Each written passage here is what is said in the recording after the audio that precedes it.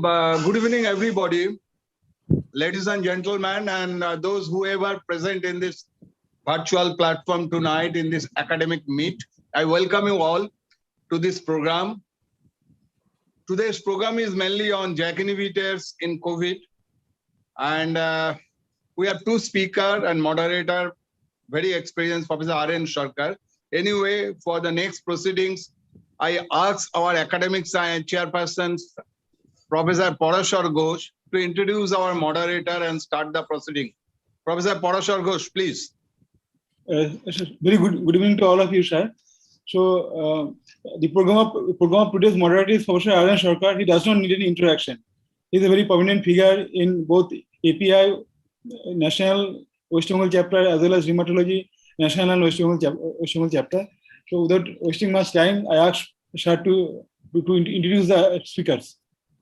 Okay. Sir, please. Good evening, everybody, and thank you, Parashar, for the kind words. Now, we have a very live session on JAK inhibitors today. We have two speakers. One is Dr. Soumya De. He is a PDT, that is postdoctoral trainee at Department of Rheumatology, IPGMR. Am I audible? Yes, audible. Audible? Yes, Yeah, sir. okay. Yeah. He will talk on JAK inhibitors in rheumatology, the basics. Now, before setting the ball rolling, let me just give a brief introduction to the JAK pathways. Now, we know there are about more than 500 human kinases. And of these, 4 are very important in our rheumatology. These are the MAP kinase, SYK kinase, NF-kappa B, and the JAK. And this JAK inhibition is very important in the sense that other kinases, they interact with each other, but the JAK kinase have a separate pathway. So it is very easy to modulate this JAK pathway. Now this JAK, they act intracellularly. That is the advantage, but you can block many cytokines. Now over to Soumya for the detail about the JAKi-NIBs. Okay, Soumya, please. Good afternoon, good evening, everyone. Is my screen visible? Yeah, visible. And are my slides moving? Yeah, moving. Yeah. Okay, fine. Okay. So good evening to all the faculty members and all my colleagues. My topic for presentation today is JAK inhibitors in rheumatology. I'll be dealing with the basic part of it. So to start with, 2021, that is this year, it marks the 10th anniversary of the approval of the first ever JAK inhibitor.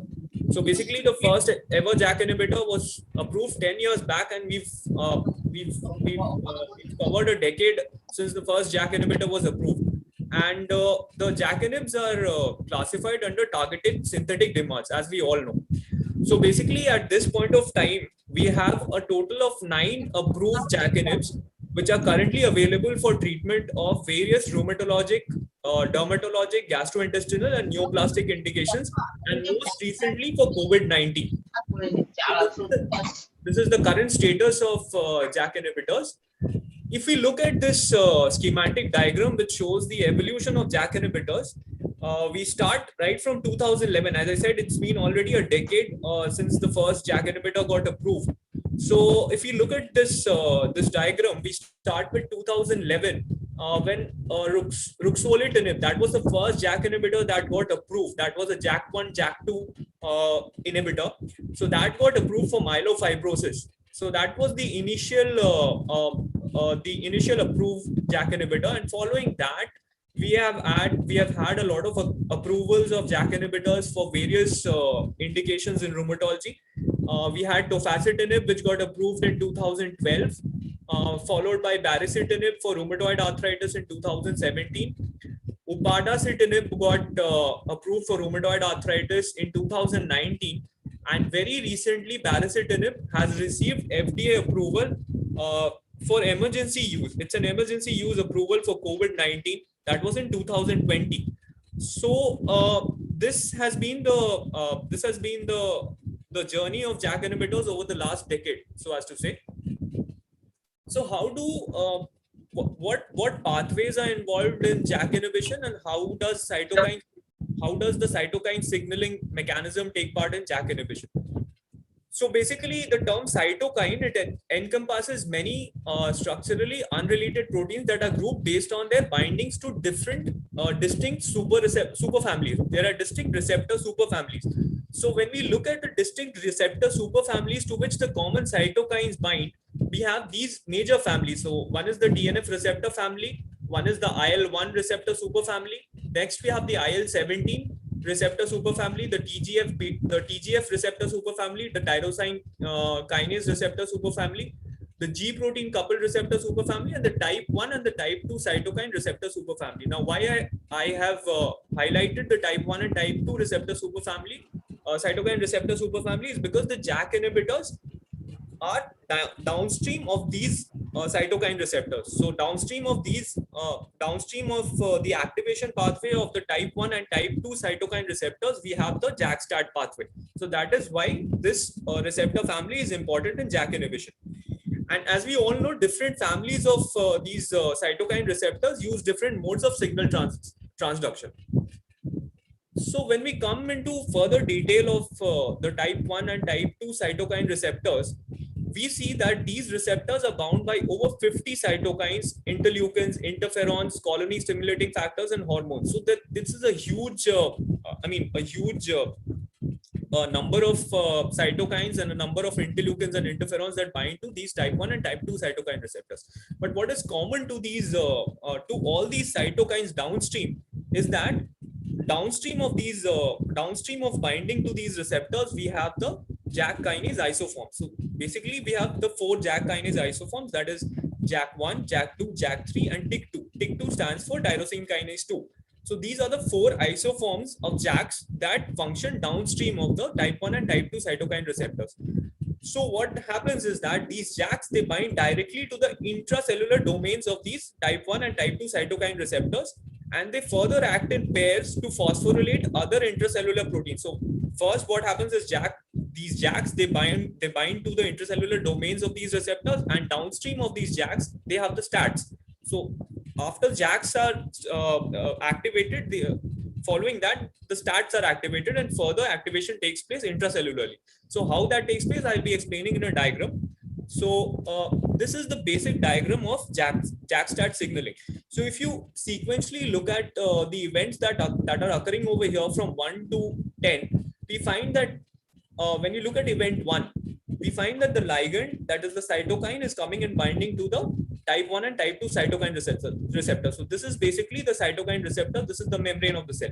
So once this is binding, what happens is that there is dimerization of these JAK molecules, which are located on the intracellular, internal to the cell membrane. So once these dimerize, this is followed by the phosphorylation of JAKs.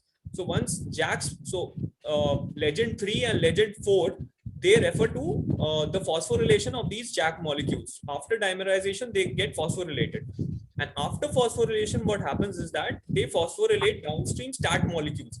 So once these JAKs get phosphorylated, after this, what happens is that these STATs get phosphorylated. These STATs get phosphorylated and they get activated. And then they dissociate from these cytokine receptors. They move intracellularly, and finally they move to the nucleus. So after they move to the nucleus, there is gene transcription and translation, and these translated target genes are the ones that are important. We must also note that some of these translated target genes like SOCS and PTPs. PTP stands for phosphatases, and SOCS are basically these inhibitors of cytokine signaling. So basically, some of these final gene products, they act in a pathway of feedback inhibition. So some of these products, they've come and they basically inhibit the initial step of the whole process. So this is how basically the JAK-STAT signaling pathway functions. Now, why is the JAK-STAT signaling pathway critical to immune function and homeostasis? So if there have been a lot of experiments which have been done to point out why this JAK-STAT pathway is important to animals and to human beings. So it has been found that JAK isoform knockout animals have severe clinical phenotypes. It has been found that JAK1 deficient mice, they die perinatally. It has been found that JAK2 knockout animals have defective erythropoiesis. JAK3 deficient mice, they suffer from severe immunodeficiency and reduced survival. And even these TYK2 deficient mice are viable, but they are susceptible to viral infection due to reduced interferon response. So we find that this JAK pathway is very important in the normal immune functioning and homeostasis of individuals. Even in humans, mutations of JAK3, they cause this disease called SCID. It is severe combined immunodeficiency. Basically, this signifies that the JAK pathway has a very important role in normal immune homeostasis. Now, what happens when this immune homeostasis is hampered? So when there is normal immune homeostasis, then JAK is basically protecting our system. Now, if there is excessive activation of JAKs by the JAK-dependent cytokines, as happens in the autoimmune diseases, so that's what causes the pathology in these JAK-dependent cytokines. So as you can see over here, there are some specific ligands for each of these JAK isoforms, like JAK1. All these specific cytokines, they basically function through JAK1. Similarly, we have some cytokines which function to JAK2, like EPO, DPO, GM-CSF. So most of these hematopoietic cytokines, they function through JAK2. JAK3 has its own range of cytokines, and TYK2 has its own range of cytokines and ligands. So basically, what we learn from here is that each of the isoforms of JAK, they have their specific cytokines and specific ligands which activate them. Now, what is the therapeutic principle of blocking of JAKs? So basically, blocking of JAKs involves a reversible blockage of one or more of these JAK isoforms through which these cytokines act in autoimmune diseases.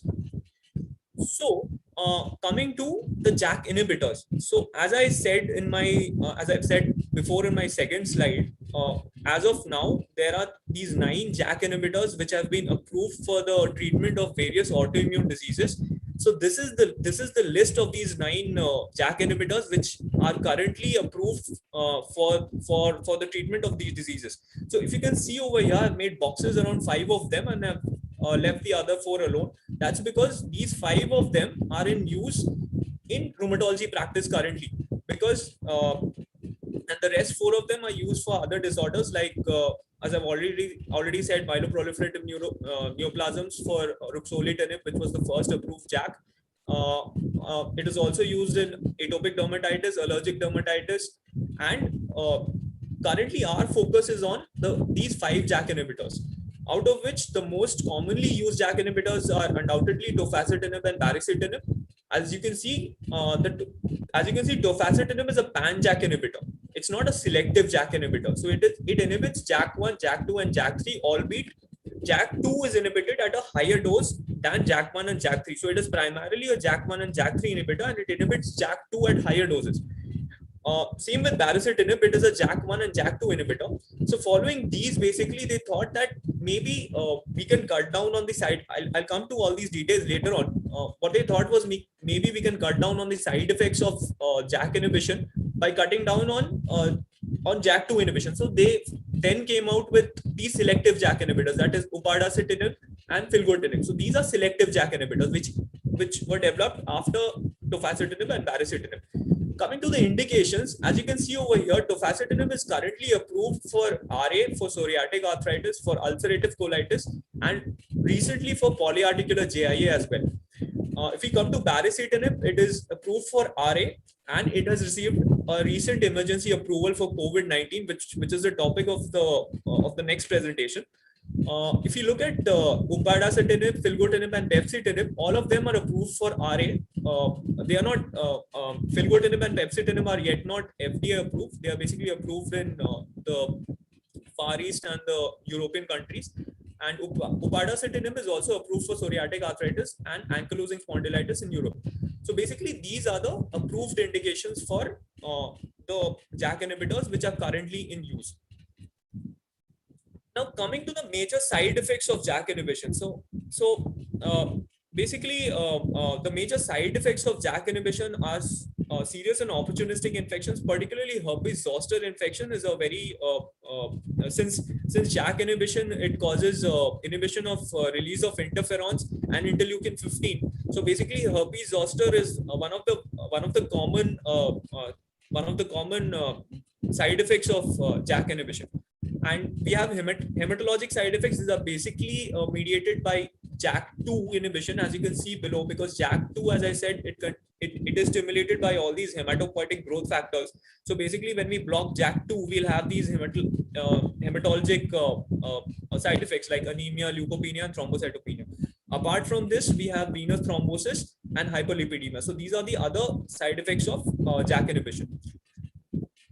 Now, when we compare head-to-head tofacitinib and baricitinib, I took this table from an article which came out in Oxford Rheumatology in around 2018. So basically, they have so the data that you can see over here is a direct comparison of tofacitinib and baricitinib related to adverse events, and the numbers that you can see over here are per 100 patient years.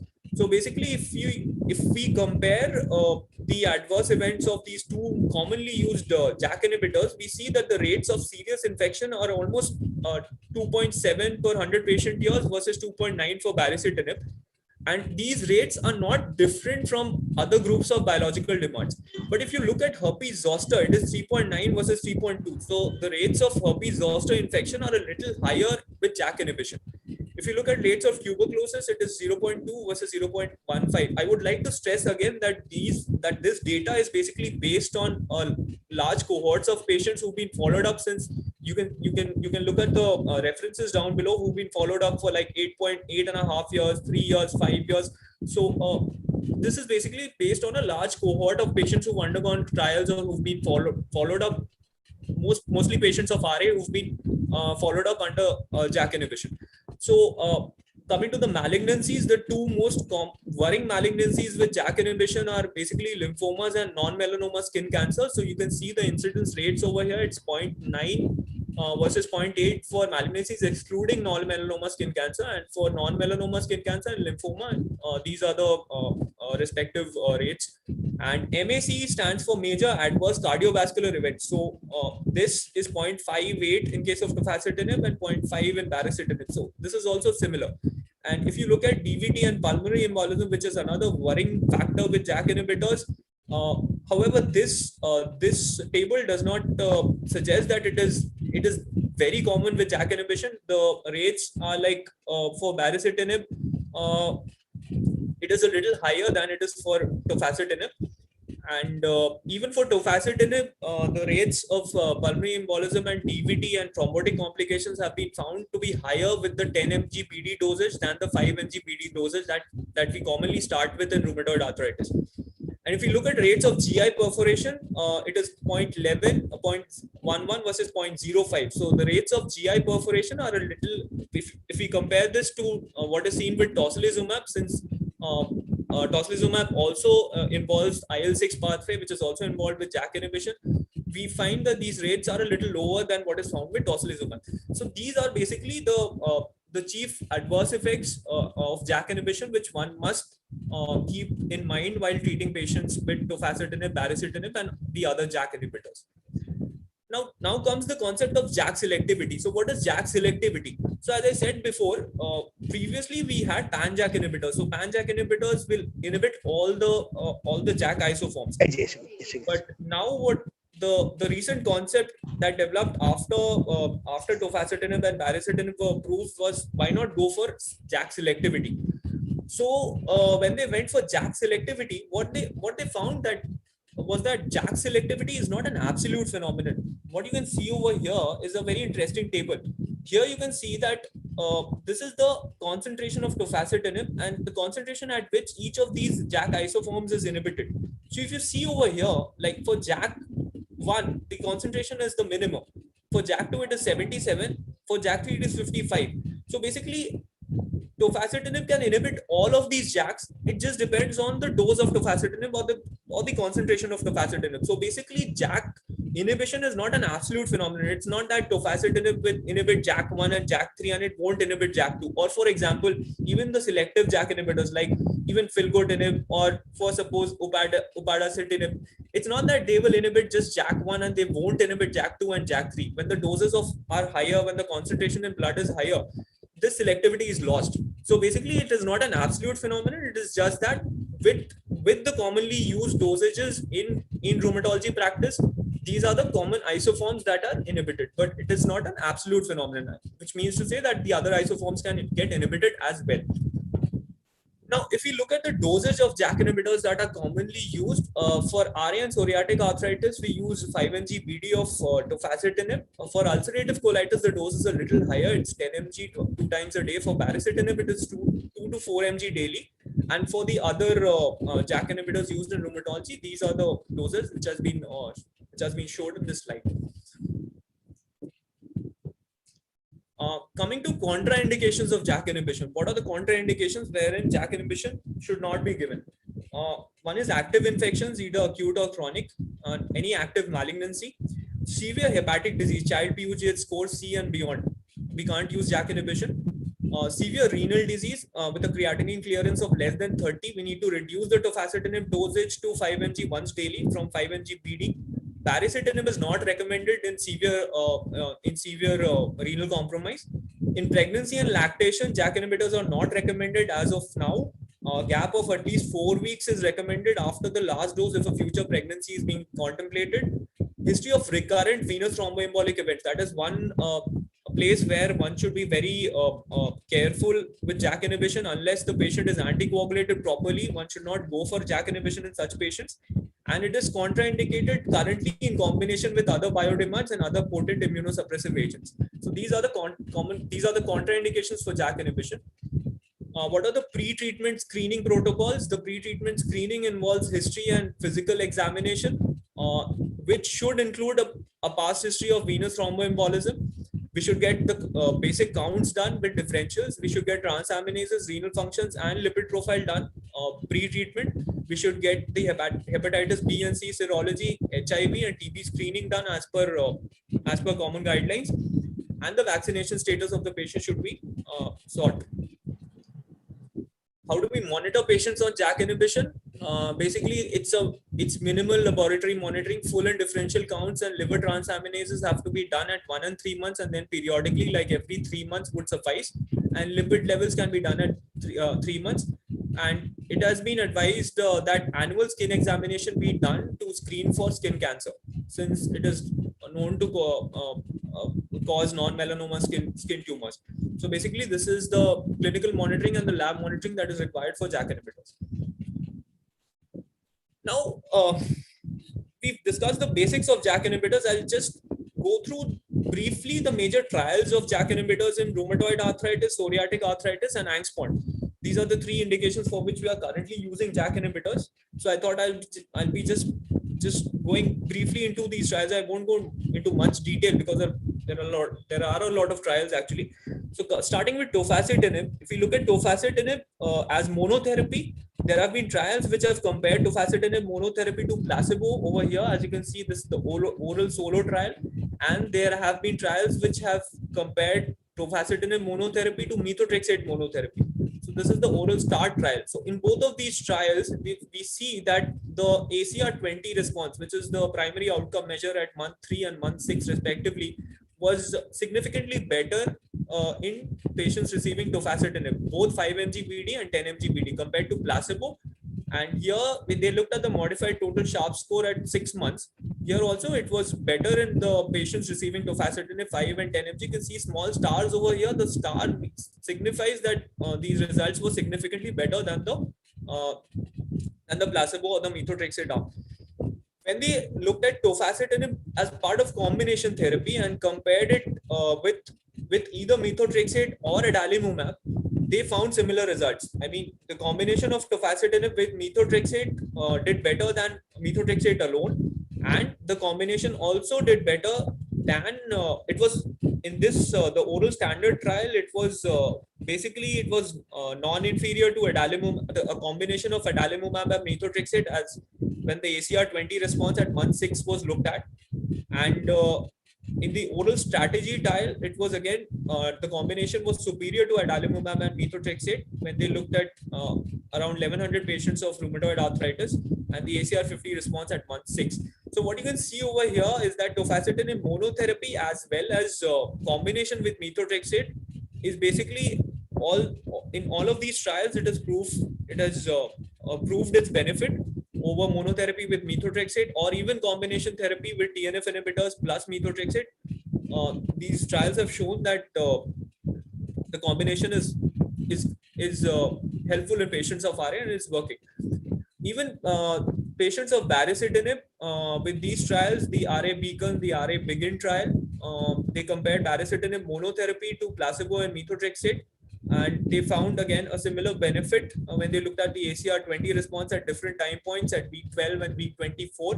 When they looked at combination baricitinib with methotrexate in the RA Beam trial, as well as compared it to the combination of adalimumab and methotrexate, they found a definite benefit with the baricitinib plus methotrexate combination as well when they looked at the ACR20 responses. So basically, all these trials in RA have shown that monotherapy as well as combination therapy of tofacitinib and baricitinib is basically superior to methotrexate monotherapy and also to combination therapy of adalimumab and methotrexate in rheumatoid arthritis patients. So if we look at the overview of the latest guidelines for the management of rheumatoid arthritis, we look at the EULAR 2019 and the ACR 2015 guidelines. So after C demands, after the conventional synthetic demands, if the patient is still having a moderate to high activity and specifically has poor prognostic factors like the presence of high titer or antibodies, autoantibodies, high disease activity, early erosions, or of documented failure of 2 or more conventional synthetic demands. So the next step is either biological demands or targeted synthetic demands in the form of JAK inhibitors. So this is the current status of the guidelines for the management of rheumatoid arthritis. We can directly switch to tofacitinib in case of a CDMART monotherapy an unsatisfactory response to conventional synthetic demand. If we look at psoriatic arthritis, we have these 2 trials of tofacitinib. That is the OPAL Broaden trial and the OPAL Beyond trial. So basically, the difference between these two trials was that the OPAL Broaden trial was used in patients of rheumatoid arthritis who were patients of psoriatic arthritis who were basically TNF naive, and the OPAL Beyond trial, which is shown below, was used. This was a trial of JAK inhibition in patients of psoriatic arthritis, in which even TNF inhibitors had failed. So even if you look at these trials, if you look at the primary endpoint, if you look at the ACR20 response, if you look at the response in these different groups. So this group, there are these 5 groups over here. The first group is basically the patients who received placebo for the initial 3 months, followed by tofacitinib 5 mg PD till 1 year. The second group is placebo followed by 10 mg PD till 1 year. The third group is just tofacitinib 5 mg PD. The fourth group is just tofacitinib 10 mg PD, and the fifth group is adalimumab 40 mg every 2 weekly. So when they compared, they found a definite benefit for tofacitinib 10 mg PD dosing, and even the 10 mg, even the 5 mg PD dosing was comparable to adalimumab. They look at the PASI 75 responses, the skin responses, they were also comparable. So even in the OPAL Beyond trial, in the patients who had failed TNF inhibitors, in patients of psoriatic arthritis, they found that both these dosages, the tofacitinib 5 mg PD and 10 mg PD, were found to be superior to placebo. So basically, coming to the latest recommendations, that is the 2019 EULAR guidelines for psoriatic arthritis. In recommendation, they have mentioned that in patients with peripheral arthritis and an inadequate response to at least one conventional synthetic DMARD and at least one biodemard, or when a biodemard is not appropriate, a JAK inhibitor may be considered. So it has come into the guidelines of psoriatic arthritis as well. What is the data about tofacitinib in ankylosing spondylitis? So this is a study, this is a trial which recently got published. It is by Dr. Deodhar et al., this was a phase 3 randomized double-blind placebo-controlled study of tofacitinib for the treatment of ankylosing spondylitis. So it was basically the first phase 3 randomized RCT of tofacitinib in adult patients with active AS, and they took 269 patients with an inadequate response or intolerance to 2 or more NSAIDs, and they were randomized to receive either tofacitinib 5 mg PD versus placebo for 16 weeks. And after week 16, all of the patients received open-label tofacitinib till week 48. The primary endpoint that they considered was an ASAS-20 response at week 16, and what they found was that at week 16, the ASAS-20 response was significantly greater with tofacitinib. 56.4% of patients on tofacitinib achieved it.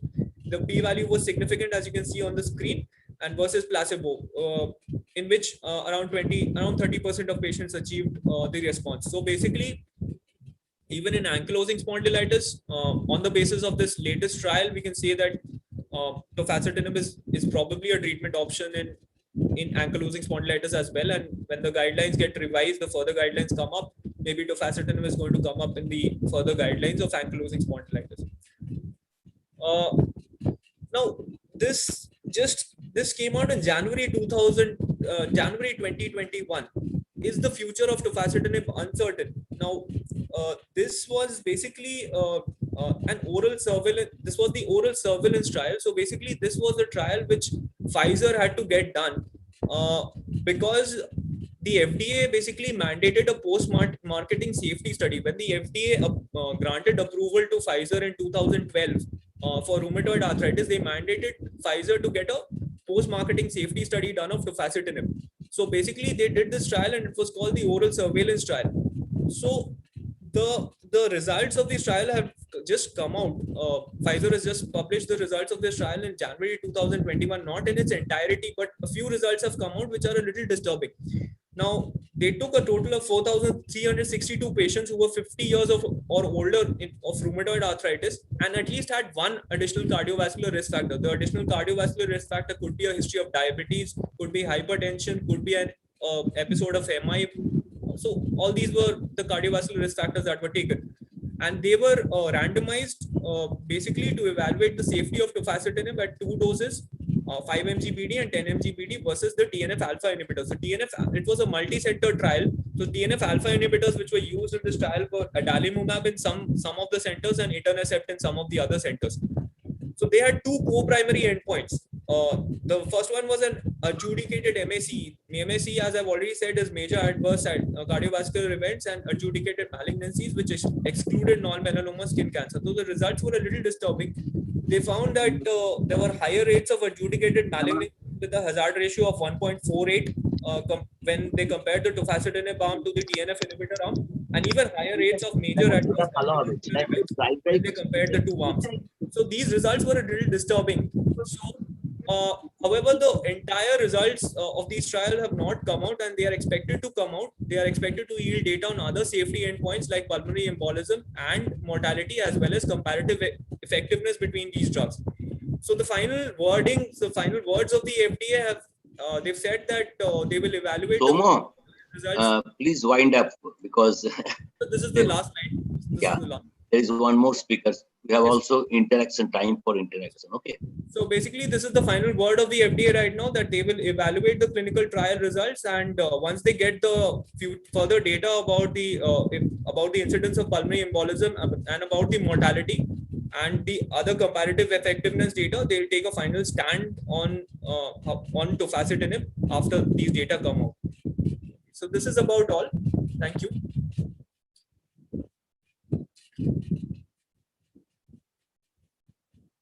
Thank you so much for your nice introduction to the JAK meets. So basically, we had this 4 JAK, that is JAK1, JAK2, JAK3, and tyrosine kinase TYK2. And we have the combination of JAK1 and baricitinib and tofacitinib. And regarding the adverse events with tofacitinib after this 2012, the Pfizer coming out, I think they should be taken with a pinch of salt, because we are using it for a quite long time, and data have shown that there is no such black box warning. Now, we'll go to the next speaker. Dr. Bodhisattva Chaudhary is a very promising young rheumatologist. He's attached to MRI Hospital, Salt Lake, as a rheumatologist, and is also attached to the ILS Howrah. And okay, slides. It's almost slide. Bodhisattva slide now. Hello. আগের স্লাইডটা আনশেয়ার না হলে আমারটা share হচ্ছে না আগেরটাকে sharing করতে হবে Dr. Soumya, please, if you could unshare your slides. Tomo আনশেয়ার করো স্লাইডটাকে করো। Okay, sir. Done, sir.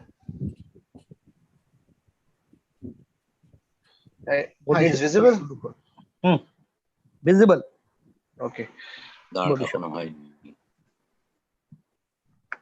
good evening sir Yeah. good evening everyone today my topic of discussion Yeah, focusing topic- on COVID-19 COVID-19, okay. so আমি দেখতে পাচ্ছি না কেন slide গুলো? আমরা পাচ্ছি রতিনদার কিছু প্রবলেম আমি হচ্ছে আমার তাহলে কেন আমি তো কিছুই দেখতে পাচ্ছি না। আমার ছবিটাও আসছে না তো। আপনি ভিডিওটা এদিকে- করেছেন না না সবই চলছে, তাহলে হ্যাং করে গেল নাকি? হ্যাং করে আপনার কথা তো আচ্ছা, শোনা বলে যাও। যাচ্ছে হ্যাঁ পাচ্ছি, না পাচ্ছি এবারে। ওকে, হ্যাঁ বধুসত্ব স্টার্ট করো। okay so COVID-19 to start with we all know what COVID-19 is. In December 2019 cases with a new type of viral pneumonia came out in Wuhan province of China with an unknown etiology. It was found out with after multiple studies that it was a novel coronavirus which is named as SARS-CoV-2. It was found with the causal agent and the disease was named COVID-19. With the number of confirmed cases and deaths rapidly expanding globally, it was WHO termed it as a COVID-19 pandemic, and it is now the most important focus of attention in globally.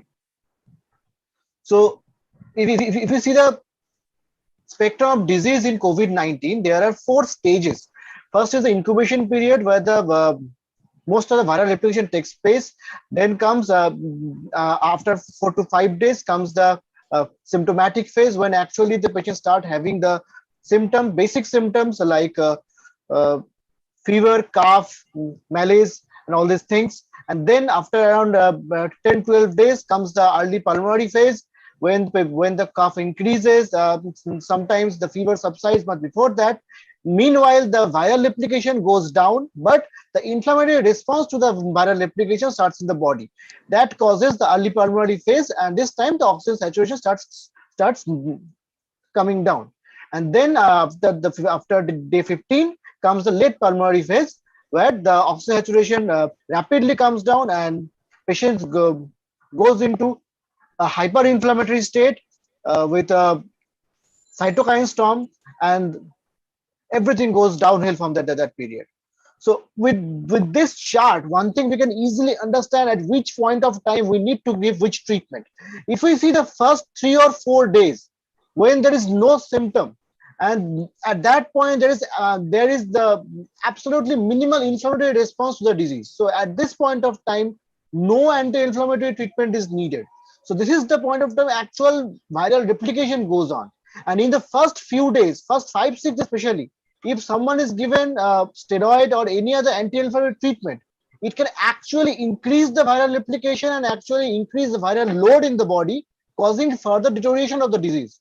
So it is not recommended to give any kind of anti-inflammatory treatment in the early stage of the disease. Now, when to start the anti-inflammatory treatment? It needs to be start when in the early pulmonary phase, when actually the inflammatory response of the body starts increasing and the viral replication start decreasing. The way we can understand it simply is the dropping of oxygen saturation level. Now, we can either check the SpO2 by our pulse oximeter regularly, or one thing can be done that gives a better predictive value is the 6-minute walking test. If there is a significant drop of saturation during a 6-minute walk test, that gives you an idea that you are going into the early pulmonary phase. There has been a significant lung involvement, and you may need to start anti-inflammatory treatment.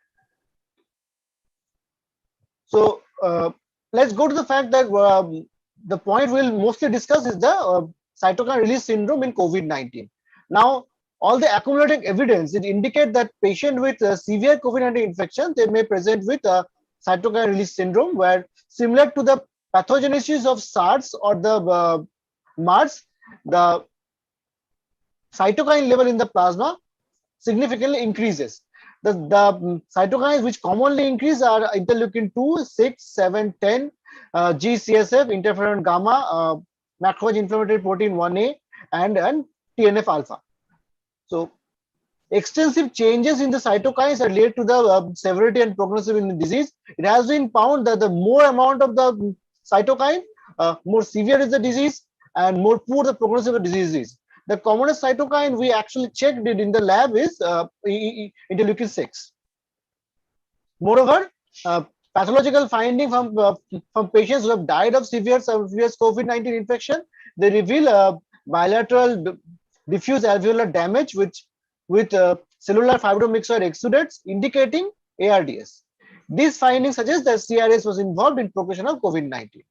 Now, Giamarros and Bourguelos et al., they investigated this thing, and they found out the immune responses COVID-19 patient with severe respiratory failure, and suggested that compared with typical bacterially community-acquired pneumonia and sepsis, severe COVID-19 patients are admitted in a relatively good clinical state initially, but they suffer from a sudden deterioration of the clinical condition 7 to 8 days after the first symptoms.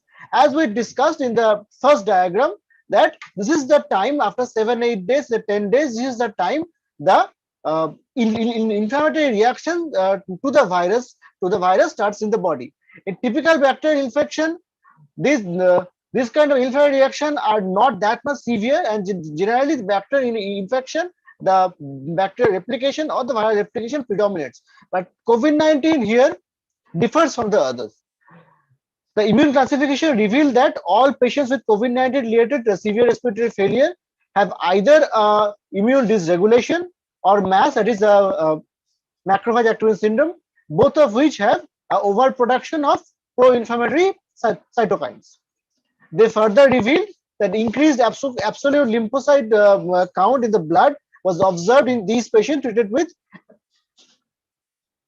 anti-IL-6 antibody, that is tocilizumab, which could partially rescue the immune dysregulation state given by the COVID-19 infection.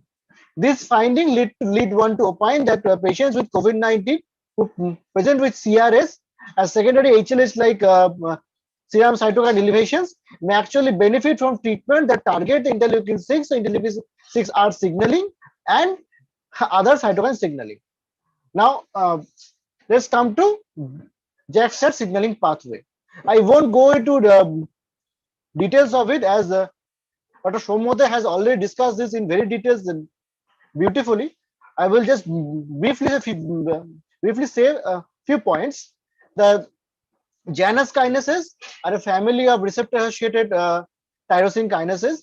This small family consists of JAK1, 2, 3, and tyrosine kinase 2, which can transmit extracellular signals from many pro-inflammatory cytokines to activate the signal transducers and activators of transcription, which are the STATs.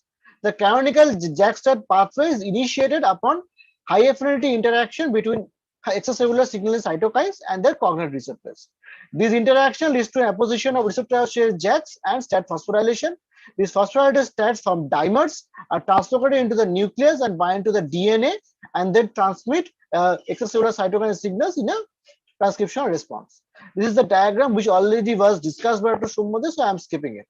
So, what is the role of JAK-STAT signaling pathway in the CRS? Now, cytokine and chemokine responses have been considered as a critical part of immunity and immunopathology during pathogenic human coronavirus infections.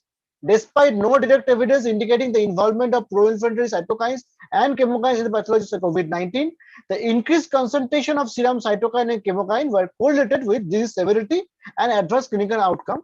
As we already discussed that elevated level of interleukin-6 is has direct correlation with disease severity and adverse clinical outcome.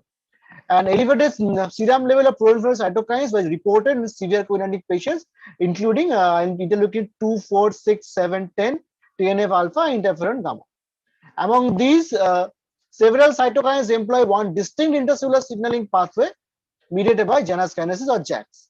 For example, interleukin 6, which has been proven to act as a pivotal part in the CRS, they activate the Janus kinase signal pathway to confer various biological functions, including immune regulation, lymphocyte growth and differentiation, oxidative stress.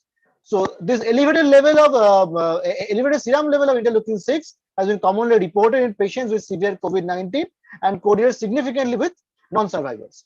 As if you can see in this diagram, there is significant correlation with the JAK-STAT pathway.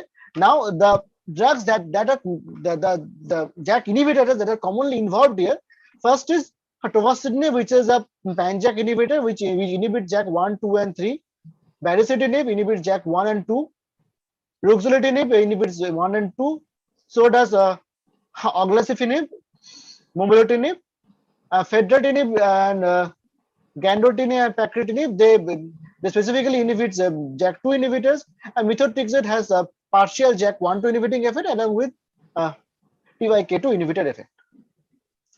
And similarly here, so consequently, researchers have started clinical trials evaluating the therapeutic efficacy of interleukin-6 antagonists in patients with COVID-19. Now, these findings further support the rationale of repurposing the licensed JAK inhibitors, which we commonly use in RA and other patients, to improve the currently available clinical management strategies for COVID-19 and address the global urgency of mitigating the disease. Now, what is the potential of JAK inhibitors in COVID-19? So, multiple small molecule JAK inhibitors are in use for treatment of many inflammation-driven pathologies like inflammatory bowel disease, RA, and psoriasis. Now also AS. They include, as we already discussed, ruxolitinib, baricitinib, tofacitinib, fedratinib, oclatinib, etc. Now, baricitinib at present is the only JAK inhibitor in combination of remdesivir that has been authorized for emergency use by US FDA for treatment of moderate COVID-19. Now, this is something in multiple studies, but they have shown that baricitinib is almost equivalent to dexamethasone in preventing the progression of disease in moderate COVID-19. But till now, they have not given approval of use of baricitinib alone. They have given approval of baricitinib use along with remdesivir only. And that is only in early moderate disease, not in mild disease, not in severe disease. So let's come to tofacitinib. Our point of discussion is tofacitinib, not baricitinib. So tofacitinib is an effective oral pan-JAK inhibitor that is approved for use in RA, an autoimmune and inflammatory disease where cytokines play an important role in disease pathogenesis. It inhibits mainly the JAK1 and JAK3, and to a lesser range the JAK2 and TYK2. The inhibition of JAK, especially JAK1 and JAK3, blocks the signaling of multiple interleukins, as shown, thus reducing the inflammatory cascade. It is specifically potent JAK3 and TYK2 inhibitor, thus can effectively block interleukin 2, 4, 6, and 7. So if you can see in this graph, baricitinib, ruxolitinib, they are specifically JAK1 inhibitor and partially JAK3 inhibitor along with TYK2 inhibitor. But tofacitinib, they inhibit all of these. This is a pan-JAK inhibitor. So what are the clinical evidences in support of using tofacitinib in COVID? The most important recent study that came out only 1 month back in Mayo Clinic proceedings, they shown it was study done by Hayek Emi et al. They did a study of anti-inflammatory treatment of COVID-19 pneumonia with tofacitinib alone or in combination of dexamethasone is safe and possibly superior to dexamethasone as a single agent in a predominantly African American cohort. What they did, they took 326 patients with confirmed COVID, out of which 57 patients was excluded because they did not need any anti-inflammatory treatment. So they took 269 patients with COVID pneumonia who needed anti-inflammatory treatment, out of which they divided them almost equally. 138 patients were treated with tofacitinib and 131 patients were not given tofacitinib and treated with only dexamethasone. In the TOFA group, total 16 patients, about out of 138, total 16 patients expired. Now, if you see 58 tofacitinib only, 5 expired, 4 patients got tofacitinib and tocilizumab, 1 expired, 67 got tofa with dexamethasone, out of them 8 expired, and 9 received all of them, tofa, dexa and tocilizumab, out of them 2 expired. And if we go to the dexa group, out of 131 patients, 30 patients expired, 121 dexamethasone only got 29 expired, and two patients dexa and tocilizumab, 1 expired. So what they did for the anti-inflammatory therapy, 3 phases. Phase 1, that was done in April 14 of 2020 until the June 2020. They started with tofacitinib 10 milligram BD for 5 days. As they grew comfortable in its usage and noticed the need for extended therapy, they extended usage up to 14 days. Phase 2, July and August 2020, where they did the study with DEXA, where they used dexamethasone 10 milligram IV for 5 to 10 days. Phase 3, they again done from September 2020. They again opted to revert to tofacitinib for 7 to 10 days with the addition of 2 DEXA doses of 10 milligram, one on admission and one more 24 hours later. So after that, the results, as we already discussed, after 269 eligible patients, 130, that is 1.3% received tofacitinib uniformly, and 131, that is 48.7 patients received dexamethasone without tofacitinib. Total of 44 patients expired, that is 14, that is 31.82 in tofacitinib group, and 30, 68.18% in dexamethasone group. It's a very high number, 68.18. The proportion of death among tofacitinib and dexamethasone group were respectively 10.14 and 22.9%. This represents a 70% reduction in odds of dying among tofacitinib group compared to the dexamethasone group after adjusting for age and clinical parameters captured at hospitalization. The adjusted odd rates were 0.3 with p-value of 0.01. And when they plot the data in a Kaplan-Meier survival plot, in the survival of the TOFA group versus the DEXA group, it was found that adding tofacitinib-based anti-inflammatory therapy to a treatment regimen, including dexamethasone in COVID-19 pneumonia, this definitely seems to have potential benefit of imposing survival when compared to dexamethasone alone. Now, the black box warning that needs to be taken in the whenever we use tofacitinib, regarding the black box warning of tofacitinib in relation to its malignancies, hypercoagulability, and immunosuppression, it was concluded that only a 7 days use of an FDA-approved anti-inflammatory drug, but unlikely to cause malignancy risk, as we all know, because all the data of a malignancy risk came in a patient who were taking tofacitinib for a significant longer amount of time, years in time. All patients were already receiving anticoagulation during their hospital stay and at discharge, so therefore the clotting issue was a little concern. As to the risk of infections, all patients were screened for immunodeficiency virus, hepatitis and TB by quantiferon, and broad antibiotic coverage with azithromycin ceftriaxone was instituted from day 1. Plus also one thing, the half-life of tofacitinib is very less, and if we keep monitoring the procalcitonin regularly, any point of time, if the procalcitonin gets high, you can stop the tofacitinib and you can escalate your antibiotics and manage the situation. That should not be a big issue. So multiple other trials of use of tofacitinib in COVID is being going on right now. So if you talk about those important trials, first one trial that is going on, that is use of they are using the study parameters are randomized parallel study with intervention with a total number of 60 patients. They are using only the TOFA versus placebo. TOFA is they are doing is 10 milligram BD initially, followed by 5 milligram BD for up to 14 days versus placebo. And their outcome target is improvement in clinical results of COVID-19 cases.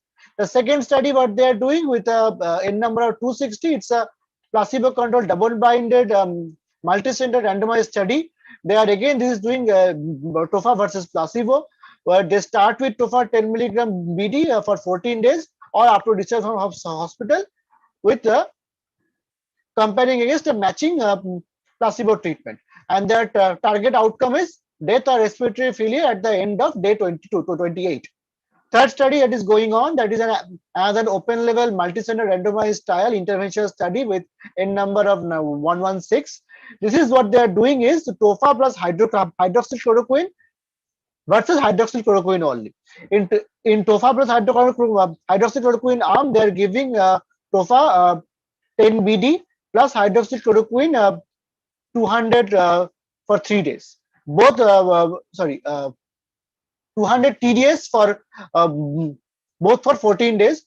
In the hydroxychloroquine arm, they are taking only 200 TDS for 14 days. And their target outcome, patients maintaining a PaO2 versus FiO2 more than 150 via mechanical ventilation. Lastly, one more study that is going on, that is another single group assignment, open label, prospective cohort study, interventional study with n number of 50. They are doing again tofa versus placebo. Tofa is again used at 10 BD for 14 days. Target outcome, patient requiring use of mechanical ventilation for PaO2 versus FiO2 more than 150. So out of all these 5 studies of tofacitinib, one study has been withdrawn due to SARS-CoV-2 related research, including alternate trials with tofa. And mostly all of the studies were interventional, included tofa as a sole drug, except only one study where hydroxychloroquine was added along with tofa. So what about recommendation? If we go through any of the international guidelines, so far none of them recommends tofacitinib as part of their official guideline in management of COVID. It's not part of US FDA, it's not part of EULAR, it's not part of NICE or any other guideline. The only guideline that actually recommends use of tofacitinib in COVID is the guideline that was given out by Rheumatology Association of Gujarat. It came out around 1 month back. What they said, when the patient is an inflammatory phase, patient needs an immunomodulatory treatment, like the patient has a oxygen saturation below 94% in room air, or CRP is significantly high, or SpO2 is falling for more than 4% from baseline after 6-minute walk test. In those patients, you can use baricitinib or tofacitinib, any one of them, to be used when CRP does not fall by more than 50% in 48 hours after starting glucocorticoids. So it is to be initiated. First, you start the glucocorticoid, which is either methylprednisolone or dexamethasone. If within the next 48 hours there is no significant improvement, if the CRP does not show a significant improvement by at least fall of 50%, you add either tofacitinib or baricitinib. Tofacitinib, they are recommended 10 milligram BD for 10 days, or baricitinib 4 milligram once daily for 10 days. They can be started upfront with poor prognostic factors or when steroids are contraindicated. So the case discussion, these are all my personal experience in my COVID management. In last 2-3 months, I have used only very few tofacitinib in COVID. I will discuss only 2 cases which have about outcomes so far. The case one that I saw is the patient got admitted around in second week of April, as far as I can recall. 66-year-old male, diabetic, hypertensive, dyslipidemia. Patient had a history of fever, cough, and sore throat for 7 days, progressively increasing shortness of breath for 2 days. He got admitted on day 9 of the disease, found to have a severe COVID-19 pneumonia. On admission on emergency, he was tachycardic with saturation of 84% room air, which increased to 92% with 6 liters per minute oxygen by NRBM. BP was with elevated 160/90. Sugar was high. Respiratory rate was 26 per minute. HRCT thorax, which was done 1 day prior outside, we showed a CT score of 10 out of 25, which means around 40% lung involvement. Labs, pleural count was 17,600 with NLR of 11, CRP 142.6, ferritin 1250, D-dimer 1890, procal on admission was 0.12. So it was within normal range. So with the patient was started on IV methylprednisolone in a higher dose, that is 80 milligram IV BD, along with remdesivir, Clexane IV antibiotic, and other supportive medications. in next 1.5 days, the O2 requirement significantly increased to 20 liter per minute via NRBM. CRP also increased to 204.7. Injection solumetrol dose increased to 80 mg IV TDS. HRCT was repeated the next day, which showed CTSI of 20/25 with diffuse DGO, which means almost 80% of the lungs are involved by day 5 of admission. CRP further increased. Despite increasing the dose of methylprednisolone to 80 mg IV TDS, patient still having a CRP of 256, counts higher, LRR high, D-dimer still in the similar range, interleukin 6 was significantly high, 112.8. Procalcitonin was still not high, it was within normal range, 0.2, cultures showed no growth. Initially, patient was planned for injection tocilizumab, but at that point of time, tocilizumab was not available anywhere in the market. So tofacitinib 10 milligram BDVC was added to the existing regimen along with the IV steroid dose. Significant clinical improvement was observed within next 40 to 48 hours. O2 requirement decreased to 12 liter per minute via NRBM. The tachypnea decreased, respiratory rate came down. CRP started coming down from 250, came down to 160. We slowly started tapering the dose of IV methylprednisolone, but continued tofacitinib same as before, 10 BDPC. By day 10, patient was off O2. Oxygen saturation was 93 to 94% room air. CRP came down to 26. Still no evidence of sepsis, procal normal. Steroid tapering continued slowly. By day 13, CRP came down to 2.6. Patient was fully stable. Tofacitinib was omitted at this point after being given for around 8 days, and the patient was discharged with a tapered dose of oral steroid. Next comes the case 2. It was admitted only few days after the case 1. So 43-year-old female, severe COVID pneumonia. Incidentally, she was a mother of a dental surgeon. She got admitted on day 11 of the disease. Severe shortness of breath, cough. On admission, the saturation was 92% with 40 liters of oxygen via NRBM. Pulse rate 106 per minute, respiratory rate 28, BP 110/70. CRP 78.8, LRR 12.5. D-dimer was bit high, 4,100. Procal was within normal range. As D-dimer was high, we opted for a higher dose of Clexane, which is around 80 BD. HRCT thorax showed a diffuse lung involvement with CT score of 17 out of 25. That means around almost 70% lung involvement. Due to the extensive lung involvement and very high O2 requirement, she was started on a high amount of steroid, that is 80 milligram IV TDS solumetrol plus IV antibiotics and other supportive medications.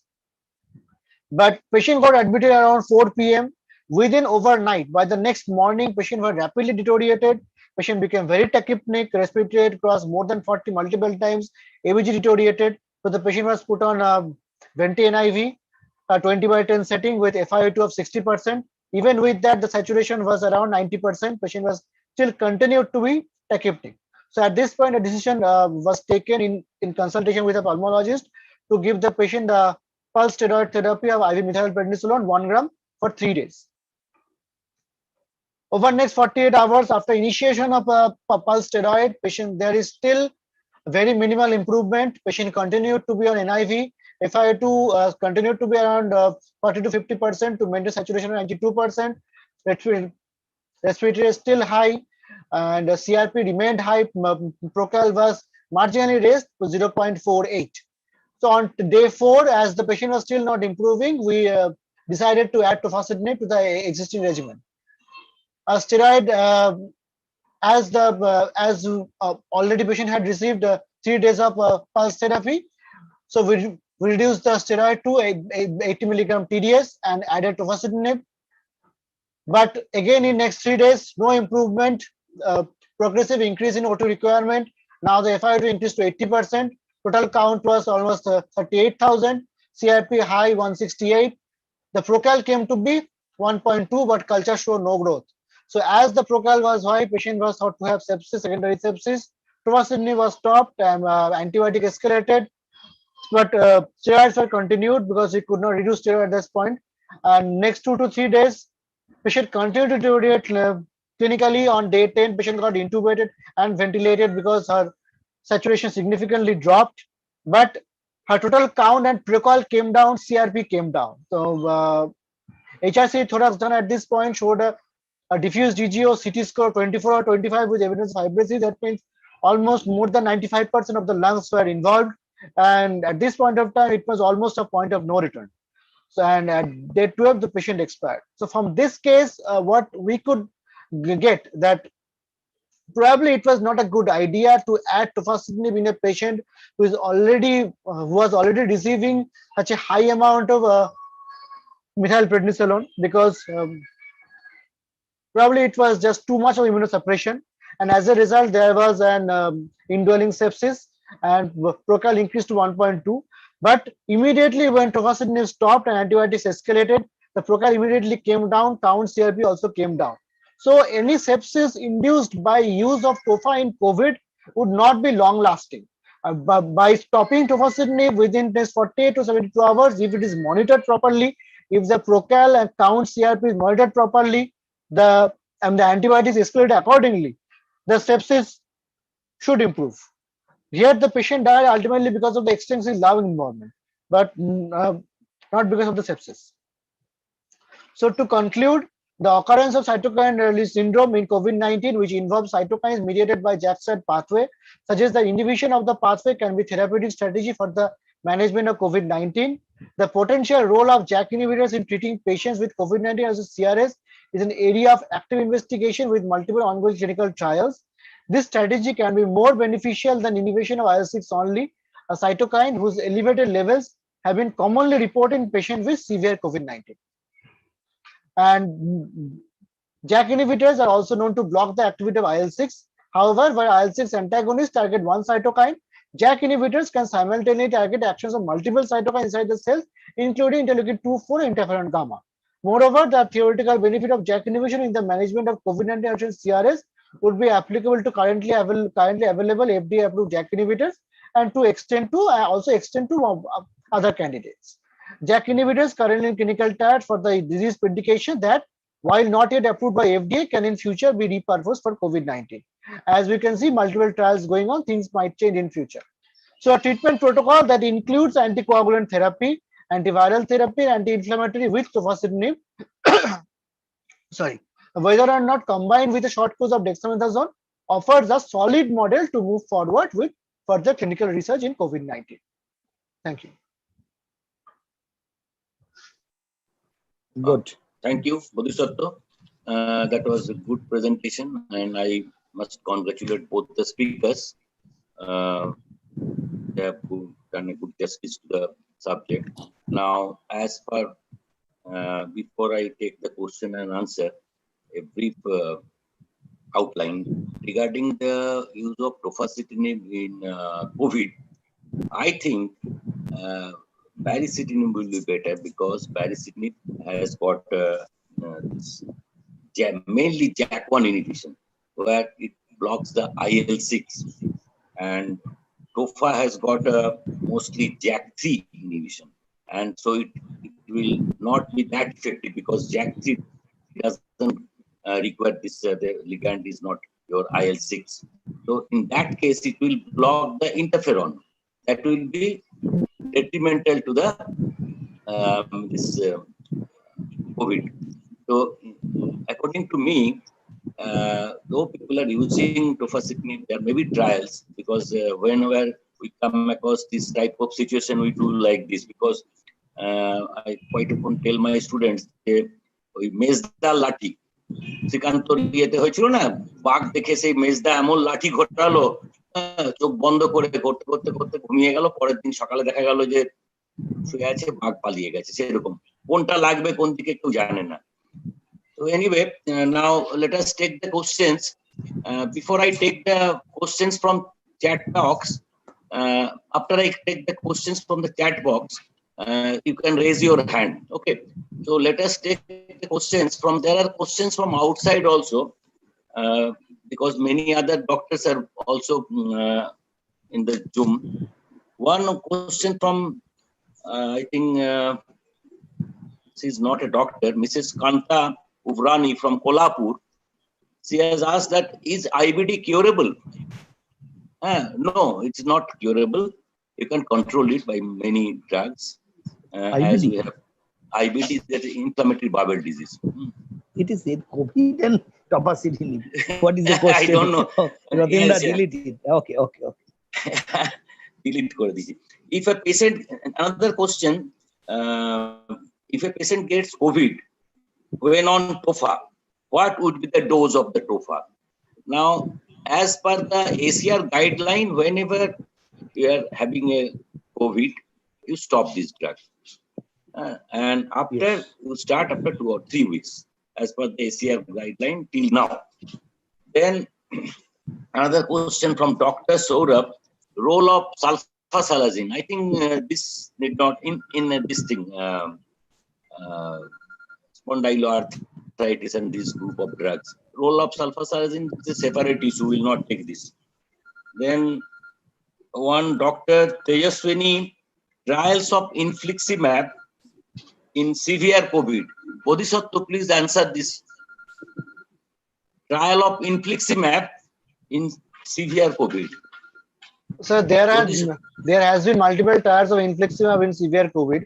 I have personally never used it because in all the guidelines we have clearly said that there is no data on significant improvement of COVID by using either infliximab or adalimumab or any such drugs. So these are not still part of guidelines, I have not used them. I have seen other doctors using them. Some have worked, some have not worked. So it's very difficult to say whether they will work or not. Achha. So they are using infliximab. Yes, I've they seen have used. Bodhisattva, some of your colleagues are using infliximab. I have seen infliximab being used in ESI hospitals. They have used infliximab. They have used adalimumab in severe COVID. Suspected cytokine storm. It can be, yes. It can be desperate situation. Yes. Theoretical possibility. The main reason was tocilizumab was completely out of market, so people wanted alternatives, and they started experimenting with other. These are known as salvage situation. Yes, you have to salvage the patient. Now another question from Dr. Rohan from Chennai. Any particular reason why some IBD patients have well-controlled bowel symptoms, but florid refractory extra-intestinal manifestations? It is not IBD symposium. Not IBD, but doctor has asked why there is florid. But Para sir, any idea about this? I don't have any idea, sir. I have seen the question. I don't have any idea. Okay. Then one Dr. Lalit from Pune, he has given us personal experience of tofacitinib in Crohn's disease, but it is not approved till now, no? Yes. It's not approved. Now, Suparna Guho, so tofacitinib with dexamethasone is better than remdesivir. Bodhisattva? Tofacitinib with remdesivir. They are different. You can't compare tofacitinib with remdesivir. Remdesivir is an antiviral. Tofacitinib, it needs to be given during the viral replication phase in the first 10 days of the disease. It has no role after the 10 days of the disease. Whereas tofacitinib is an anti-inflammatory like dexamethasone. It needs to be given once the pulmonary involvement or the inflammatory response to the body starts. So there is absolutely no comparison between tofa and remdesivir. You can compare tofa with dexa, but you cannot compare tofa with remdesivir. No. The question was tofacitinib with dexamethasone is better than remdesivir or not? Sir, how? Maybe because dexamethasone is better. According to recovery trial, dexamethasone is the or steroids as the most important drug, most important anti-inflammatory. Okay. So I will always go with steroid. But if steroid doesn't do enough, then other drugs like tofacitinib, baricitinib, tocilizumab, they can be added. And remdesivir is part of remdesivir. It needs to be given before 10 days, before the inflammatory response starts. Because once the inflammatory starts severely, remdesivir will not work. Professor Arup Kundu has asked our chairman, has asked a question that can Tofa substitute steroid in COVID illness? So the study they did, they actually showed in that study, they did a study with the Tofa versus dexamethasone. And in that study, they showed that actually Tofa did better than dexamethasone. But still, sir, in my experience, I will always start with steroid. Then, if necessary, I will add something else. I will never replace steroid with any other Add-on anti-inflammatory. therapy. Add-on therapy. Ah. Okay.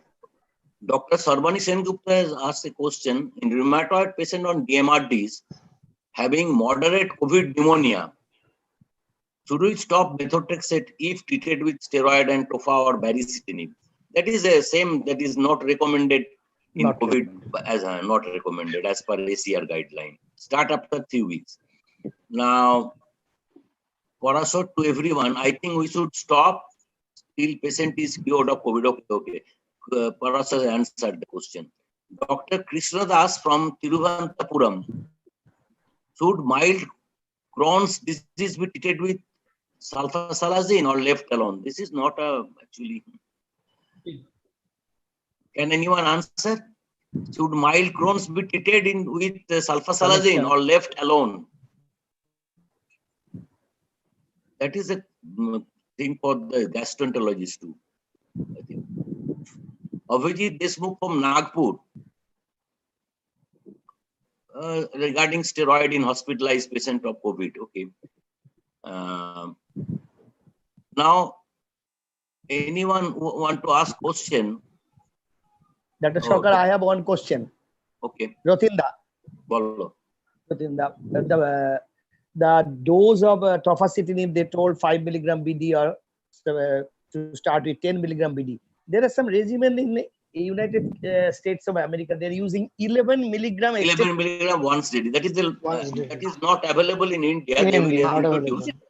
Is available in India. But it is available in Bangladesh. 11 milligram. Okay.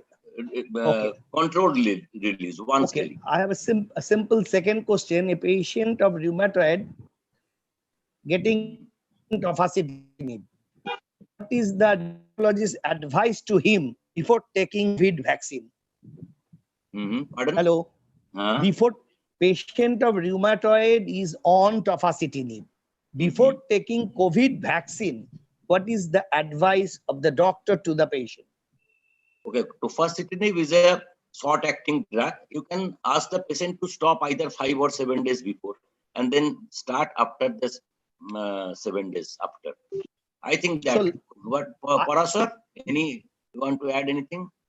The recommendation they are telling that to stop the drug for 1 to 2 weeks, maybe 1 to 2 weeks. 2 weeks. Okay. Okay.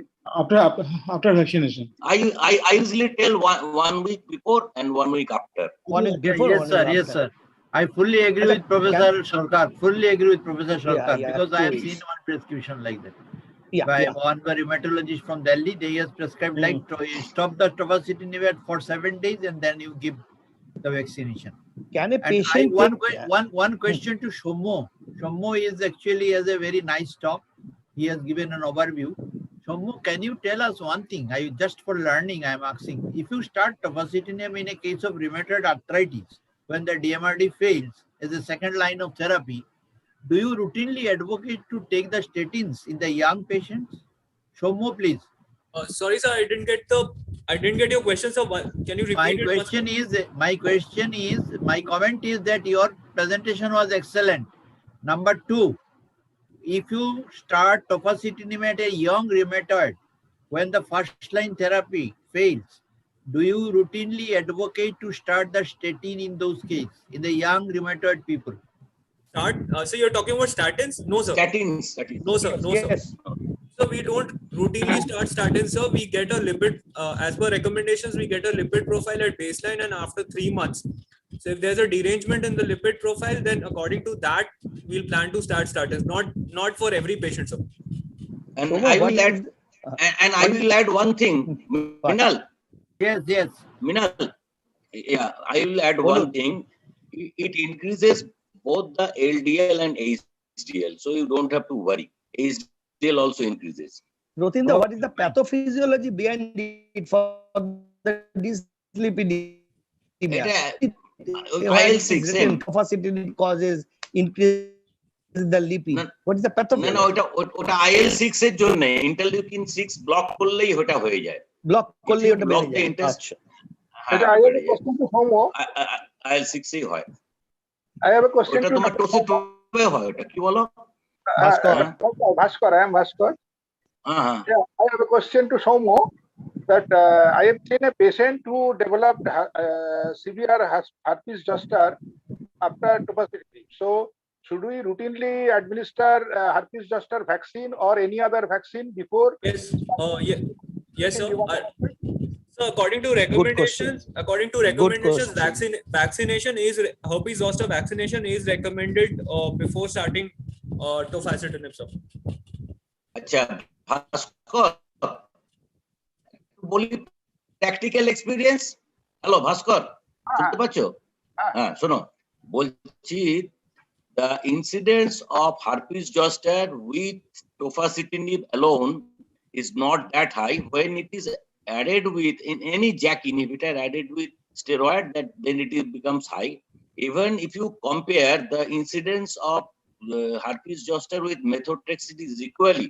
So routinely আমাদের এখানে in our আমাদের এখনো পাওয়া যায় না যেটা এটা আমাদের যে ভ্যাকসিনটা এখন বোধহয় খুব শীঘ্রই হবে রিলিজ তখন এটা দেয় দেবে it is costly herpes zoster এমনি ইউজুয়ালি হয় সিঙ্গেল ডার্মাটোমাল মাল্টি ডার্মাটোমাল হয় না ওই জন্য প্র্যাকটিক্যালি এটা করার দরকার নেই অন্য ভ্যাকসিন গুলো দিয়ে দেবে নিউমোনিয়া ভ্যাকসিন হ্যাঁ হেপাটাইটিস বি ভ্যাকসিন এগুলো অলওয়েজ দেওয়া হতো অ্যাডাল্ট ভ্যাকসিনেশন শিডিউল যেরকম হচ্ছে হ্যাঁ okay next anyone any other question hello live vaccine live ওটা আমাদের তো এখন মানে আমাদের তো অ্যাভেলেবল নয় না না ওটা নয় any live vaccine when the patient is on tofacitinib না সেটা তো দেওয়া উচিতই নয় দেওয়া উচিত নয় ঠিক আছে Sir, may I ask a question? Of course Sir, I'm tofacitinib methotrexate সঙ্গে ইউজ করলে টক্সিসিটি বাড়তে পারে নো নো মেথোট্রেক্সেটের সঙ্গে ইউজ করলে বেটার কারণ যতগুলো ট্রায়াল হয়েছে সিঙ্গেলের থেকে মেথোট্রেক্সেটের সঙ্গে ইউজ করে একটা বেটার হয়েছে টক্সিসিটি বাড়বে না রথিন্দা সুপর্ণা জিজ্ঞাসা করছে হ্যাঁ বলো বলো Sir, আমি প্রশ্নটা করেছিলাম regarding remdesivir. What I meant to say that in the first case, when the patient was already hypoxemic, was there any justification even if the patient came within 9 days to start remdesivir? What I meant to say that in these cases, do we start Dexa, wait for 24 to 48 hours, patient not responding, add on Barry or tofacitinib? My question was that way. So remdesivir alone, does it have any beneficial effect even as an antiviral?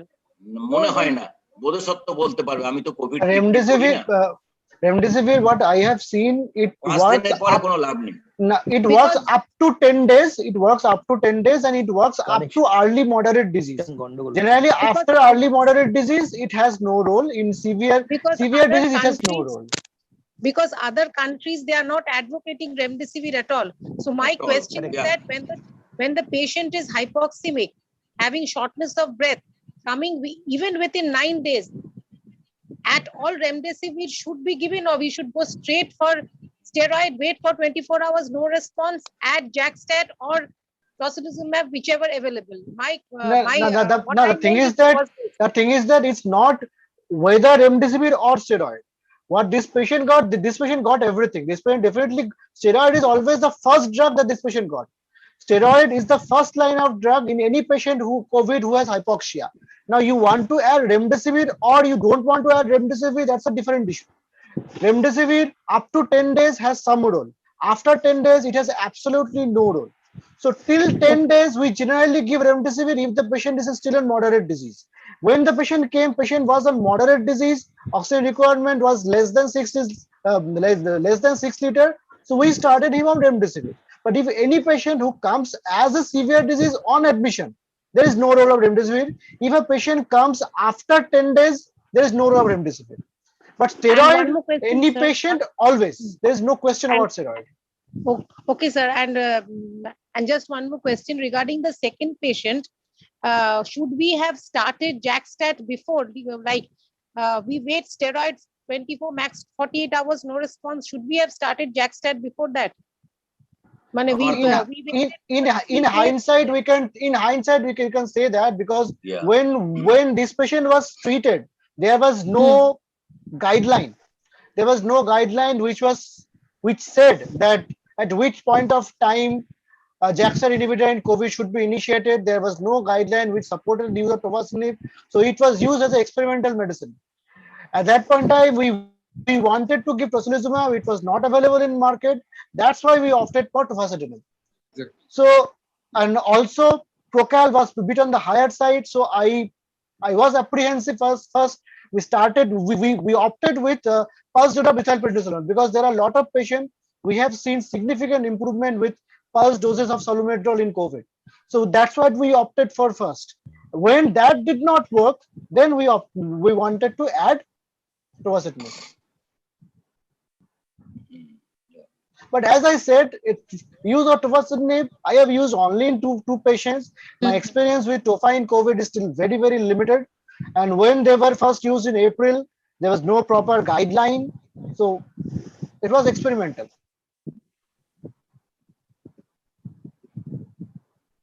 There any question from the audience? Nowadays, this remdesivir is being routinely used, or after who has made a statement, its use has come down? No, Yeah, it has come down. totally come down. অনেক কমে গেছে এবং এখন বলছেও না। আর নেক্সাসটা বন্ধ হয়ে গেছে। WHO থেকে তো ওটা ইয়ে করে দিয়েছে, বা আমাদের এইমস এর এতে ওয়েস্ট বেঙ্গল গভর্নমেন্টের যে গাইডলাইন ওতেও নেই কোথাও। আচ্ছা, নেক্সট কে আর কোশ্চেন আছে আমাদের। এ কোথায় আগেকার চেয়ারম্যান আমাদের পাল সমর আছে তো? কিছু কোশ্চেন করো, কিছু ইম্পর্টেন্ট। অর্ঘ যেটা main, I should congratulate both the speakers on their excellent deliberations. One thing I think, remdesivir, that point has already been highlighted. Remdesivir is being overused, and the rational use of steroids that should be encouraged, because you see the second case received a high dose of methylprednisolone, and that ended up in 38,000 count severe sepsis and other situations, which possibly got to the loss of the patient. In that case, I think I appreciate at that point of time there were no guidelines, but we should have not wasted time on remdesivir. We should have gone in for any other therapy. Possibly the JAK-STAT inhibitors would have been a better choice, with a reduced dose of steroids. Steroids with tofacitinib or with baricitinib, which is more approved. That could have been a better alternative to tocilizumab. Barry তো available আছে ইন্ডিয়াতে এখন। Barry তো available. আর একটা জিনিস হচ্ছে আমার যেটা মনে হয়, I want to know যে what is the role of the lytic cocktail that is being proposed in the what is the evidence base? Useless in India. And antibodies গুলো যেগুলো 59,000 single No, dose. sir, the thing is that it's being marketed by Cipla as a total combination of a 1200 milligram of each of the antibody, and that it can be given to two patients at the same time, and the cost is 1,35,000. And total 1,35,000.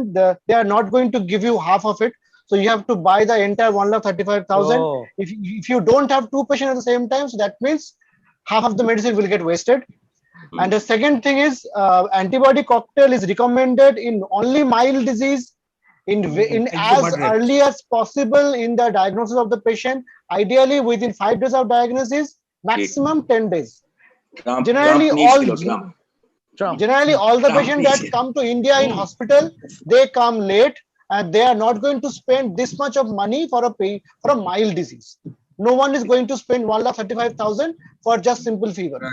Is And it by the most Roche or Cipla? Roche or Cipla? Roche and in India marketed by Cipla. And sir, one Eli Lilly.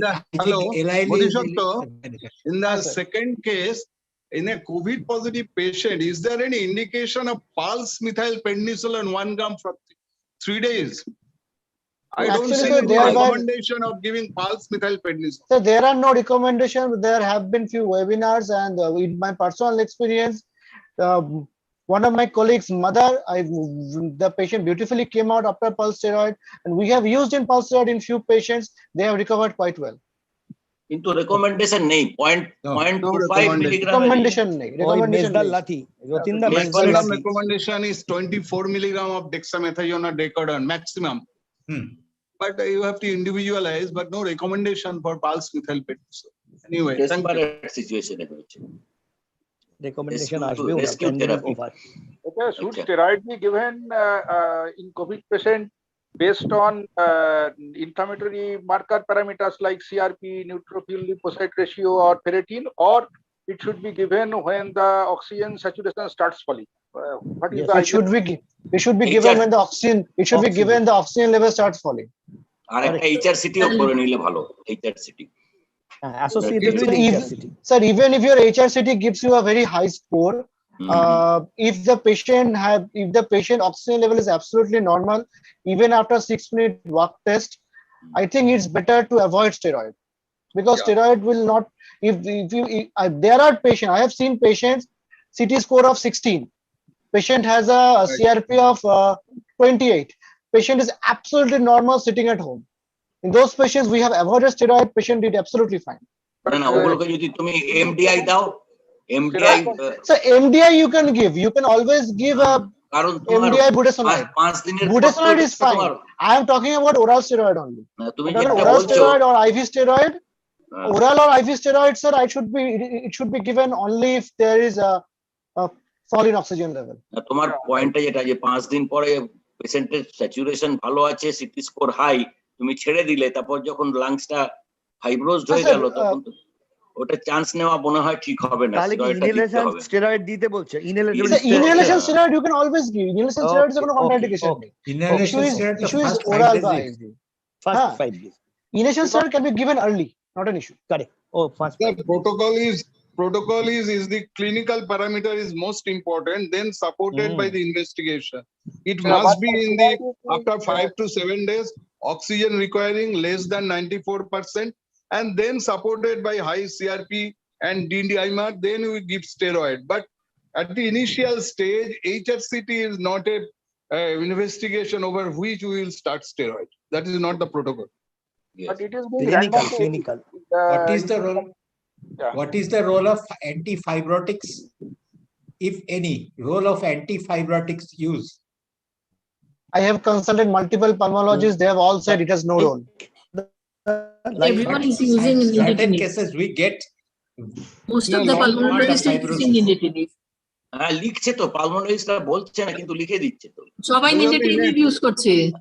Huh, In a long everybody is COVID, using. Nintedanib and nintedanib randomly used হচ্ছে, but so far all the evidence suggests it does not help. যদি prolonged CRP থাকে, thank you Dr. Bodhisattva, very informative Yes, sir. talk. After using baricitinib or tofacitinib, whatever, for a stipulated days, তারপরেও যদি CRP prolonged থাকে, patient is clinically improved, saturation is maintained, কিন্তু CRP is very high. তো extended JAK inhibitor দেওয়া কি মানে recommended আছে? No, এখন তো কোনো recommendation কিছু নেই. There is no recommendation beyond 14 days. All the recommendation you give up to 14 days.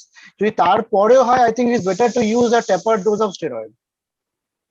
Dose of steroid ঠিক আছে, but what about baricitinib or tofacitinib?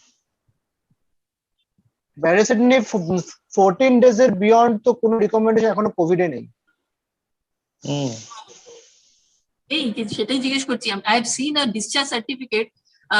Baricitinib is written in the discharge certificate, and discharge certificate means the patient was discharged after 2 weeks. Patient was having moderate COVID pneumonia. So that's why I'm asking. And but CRP was high on discharge. So that's why I'm asking you. কতদিনের জন্য দিয়েছিল?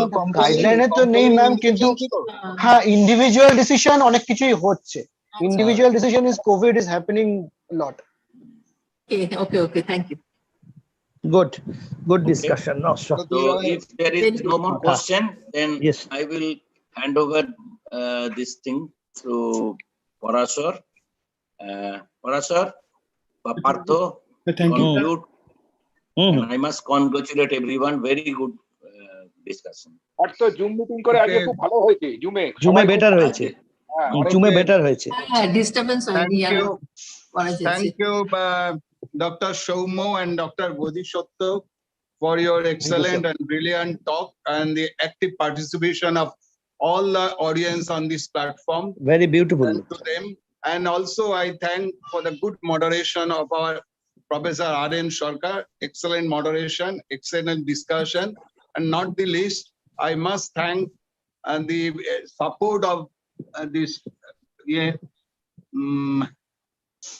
company who has supported this program. So thanks to them also, and the audiovisual platform, those who have conducted this thing, thanks to all. And thanks to my scientific chairperson also for executing this so nicely. So thanks everybody. Very good. Stay safe. Take care. Good night. কিছু everyone. বলবে? কোম্পানির লোক কিছু বলে না?